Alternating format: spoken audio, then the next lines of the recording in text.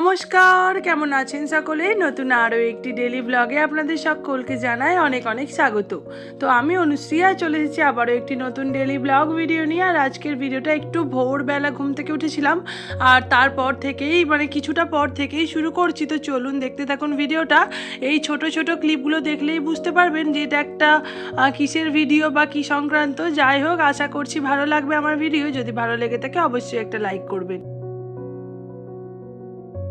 তখন ঘড়িতে ছিল হয়তো 6:45 সময়। তখন আমি ঘুম থেকে উঠে পড়েছি, আর ওঠার পরে না সোজা চলে গিয়েছি কাচাকুচো করতে, কারণ কাচাকাচি করতে না বেশ সময় লাগে, বা কখনো কখনো এই অল্প কাছাকাছি থাকার জন্য না কাচার ইন্টারেস্টটাই থাকে না। আর আজকে যেহেতু অনেক কাজের তাড়াহুড়ো, তাই সকালবেলা কাছাকাছি ঝামেলাটা মিটিয়ে নিয়েছি।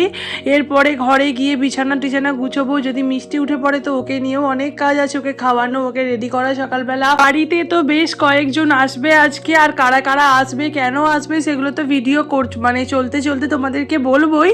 আর কি বলো তো, সকালবেলা উঠে না ব্রাশ না করলে একদম ভাল লাগে না। তো কাচাকুচি করে আমি সোজা নিচে এসে গিয়েছিলাম, কারণ মিষ্টি ঘুমাচ্ছিল। তো এখনও বিছানা টিছানা কিছু গোছানো হয়নি। তো তাড়াতাড়ি করে ব্রাশ করে না কুটনোটা কাটতে বসেছি, যতটা দেখি কেটে ফেলা যায়। তো তারপরে মিষ্টি উঠলে তো আরও ব্যস্ততা। আর আজকে সমস্ত কাজ একটু তাড়াহুড়োর মধ্যেই করছি। আর সকালবেলা থেকে আর কি এত তাড়াহুড়ো, মা ওদিকে রান্না চাপিয়ে দিয়েছে, আর আমি এদিকে একটা একটা করে কেটে কেটে জোগাড় করছি। গ্যাসের তো প্রবলেম আছেই। আজকে না ইন্ডাকশানে রান্না করব, গ্যাসটাও অল্প অল্প ইউজ হয়তো করব। কোনো কিছু সিদ্ধ করা বা কিছু মিষ্টির খাবার, চা করা, এগুলো তো গ্যাসে করতেই হবে, তাই না? তার সঙ্গে ইন্ডাকশানটাও লাগাবো, কারণ আমাদের না ইন্ডাকশানের কোনো কানেকশান নেই। তো ইন্ডাকশানটা না একটু বাইরে লাগাতে হবে। যাই হোক, তো তারপর আমি এখানে টুকটুক করে সমস্ত কিছু কেটে নিচ্ছি। ওদিকে আমার শাশুড়ি মা রান্না চাপিয়ে দিয়েছে। প্রথমেই না আলুগুলো কেটে নিয়েছি, আর ইঁচড়টা আজকে ইঁচড় চিংড়ি রান্না করা হবে। তো সেই জন্য ইঁচড়টা না আগের দিন আমি রাতের বেলা সন্ধ্যাবেলা বসে বসে কেটে নিয়েছি। আর এখন যে ভাজাগুলো করব সেইগুলো আর কি উচ্ছে ভাজা, তারপরে ঢ্যাঁড়স টাড়স এইসব আছে। তো এগুলো সমস্ত কিছু কাটবো। প্রত্যেকটা মেয়ে না চায় যে একা হাতে সমস্ত কিছু গুছিয়ে বাগিয়ে সুন্দরভাবে সংসার করবে। এটা আমার কাছে হচ্ছে একটা স্বপ্ন, কিন্তু আমি এখনও পারফেক্টলি বা সুন্দরভাবে সমস্ত কিছু একা একা গুছিয়ে করতে পারি না, বা এখনও শিখছি বলতে পারো। তো মানুষের তো শেখার শেষ নেই। তো টুকটুক করে আগের থেকে এখন আরও উন্নত হয়েছি, আর জানি আস্তে আস্তে চেষ্টা থাকলে অবশ্যই আরও অনেক এগিয়ে যাব। তো সমস্ত কিছু কাজ আর কি বেশিরভাগ কাজটাই আর কি একা হাতে করার চেষ্টা করেছিলাম, কিন্তু কি বলতো, ছোট মেয়ে তো, তাই সবসময় সব কিছু একা হাতে করা হয়নি। আমাকে সবাই সাহায্য করেছে আজ এত কিছু রান্না করার জন্য। তো আগের দিন না মাছ, চিংড়ি মাছ, তারপরে বড় রুই মাছ, এগুলো কিনে আনা হয়েছিল। তো আগের দিনই ওগুলোকে আর কি কেটে বেছে ফ্রিজে রাখা হয়েছিল। এখন সেগুলোকে বার করে ঠান্ডা করতে দিয়ে এলাম, আর মিষ্টিকেও খাইয়ে এসেছি। তারপরে এসে এই ঢ্যাঁড়স কাটতে, পটল কাটতে বসেছি, কারণ ছোট ও উঠে পড়েছিল। ওকে সমস্ত কিছু রেডি করিয়ে খাইয়ে তারপরেই এসেছি। এদিকে যা যা ভাজাভুজির কাটা হবে সমস্ত কিছু তো কেটে নিয়েছি। আর আলুটা না আরও লাস্টে কেটেছিলাম, তো সেটা আর ভিডিও করা হয়নি। এদিকে টমেটোমের চাটনি হবে, সেই জন্য টমেটোমটাও কাটছি। আর তারপরে না টমেটোম কাটার পরে কেটে নিয়েছি অনেকগুলো ধনেপাতা, কারণ সমস্ত তরকারিতে ধনেপাতা না দিলে না একদম খেতে ভালো লাগে না। আর এত সুন্দর ধনেপাতার গন্ধটা না যে তরকারিতেই দেবে সেটারই আলাদাই টেস্ট হয়ে যায়।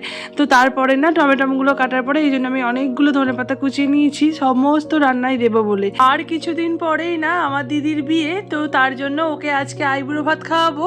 আর ওরা না সকাল সকাল চলে এসেছে, এখন ওরা মিষ্টির সঙ্গেই খেলা করছে, আমি এদিকে আমার কাজগুলোও করছি।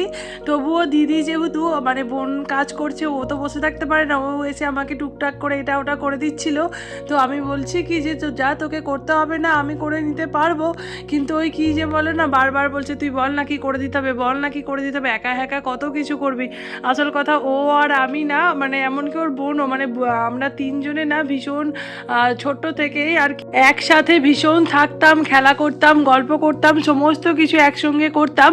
আর কি বলতো, ওর সাথে ওর থেকে আমার বাড়ি বেশি দূরে না। পরীক্ষা শেষ হলে ও আমাদের বাড়ি আসবে, আমি যাব ওদের বাড়ি, এটা তো ছিলই, আর তার সঙ্গে যত বড় হয়েছি না আস্তে আস্তে, মানে কলেজে ওঠার পরে আমি প্রত্যেক সপ্তাহে বোধহয় একবার করে ওদের বাড়ি যেতাম। এত ভালো আমাদের বন্ডিং হয়ে গিয়েছিল, সমস্ত কথা শেয়ার করা, সমস্ত কিছু। আজ বিয়ে হয়ে গিয়েছে 3 বছর, আমাদের মধ্যে হয়তো একটু কোথাও হলেও ছাড়াছাড়ি মতো ভাব হয়ে গিয়েছিল। তবে জানি না এরপরে কি হবে। আস্তে আস্তে এবার আমি আসলে সংসারের দিকে ব্যস্ত হয়ে গিয়েছি, তো সেই মুহূর্তে না ওর আর মনে হয়নি যে আমার সাথে সমস্ত কিছু শেয়ার করা যেতে পারে, বা সেই সময় আমার এত ফোন ধরার সময় হতো না। তো যাই হোক, তারপরে এখন আবার ওর বিয়ে, তো যেখানেই হোক যেটুকুই হোক, মানে যতই মানে বন্ডিংটা একটু হলেও যে খাপছাড়া হয়ে গিয়েছে, কিন্তু আগের মতো সেই ভালোবাসাটা তো ভালোবাসাই থেকে যায় না, সেখানে তো কোনো রকমের কোনো কমতি ছিল না। তো আজকে এতদিন পরে আবার যখন ওর বিয়ে হবে, এখন আমাদের বাড়িতে এসছে, আমরা যে এত আনন্দ হচ্ছে, এত কিছু করেছি, সমস্ত কাজ করেছি, কোনো আনন্দ নেই, কোনো রকম বিরক্ত নেই, কিচ্ছু নেই। সারাদিন মানে আমাদের কাছে যদি মনে হতো আরও 2 দিন থাকতো তাহলে খুব ভালো হতো, কিন্তু কি বলতো, ওর বিয়ে যেহেতু ও না একদম থাকতে চায় না। যে কটা দিন বাবার বাড়িতে থাকতে পারে, নিজের বাড়িতে থাকার আনন্দই তো আলাদা। আমরা তো একসময় আমারও এই দিনটা ছিল, আমিও বুঝেছি, তখন আমার কোথাও ভালো লাগতো না, মনে হতো যে না, নিজের বাড়িতে গিয়েই রাতটুকু অন্তত ওখানেই থাকি, আর কটা দিনই বা থাকতে পারবো। এই কারণের জন্যই না ওকে আমি একদম আটকাইনি। আমি বলেছি হ্যাঁ ঠিক আছে তুই চলে যা, কারণ আর তো খুব বেশি দিন নেই, আর হয়তো হাতে গোনা 20-22 দিন মতো আছে। তো যাই হোক, তারপরে ওরা আর কি খেলা করছিল, তখন আমি স্নানে ঢুকেছিলাম, মিষ্টিকে ভুলিয়ে ভালিয়ে রাখছিল, কারণ ও ভীষণ কাঁদছিল। এরপরে আমার বোনও মানে আর কি জামা কাপড়গুলো ছাদে আমি মানে স্নান করার সময় না কিছু জামা কাপড় কেচে দিয়েছি, এগুলো ও এখন ছাদে মেলতে চলে গিয়েছে, আর ওদিকে আমি নিচে না তেল মাখাচ্ছিলাম মিষ্টিকে। তো আমার একা একা করতে গেলে না এই সমস্ত কিছু করতে ভীষণ দেরি হয়ে যেত, কিন্তু যেহেতু ওরা ছিল না তাই অনেকটা হেল্প করে দিয়েছে। আর কি বলতো, দিন কাজ করতে থাকলে না লাস্টে আর গল্প করারই সময় পাবো না। তো 3 জনে মিলে বেশ কিছুক্ষণ খাওয়া দাওয়ার পর আর কি দুপুরের দিকে বেশ কিছুক্ষণ গল্পও করেছিলাম আমরা।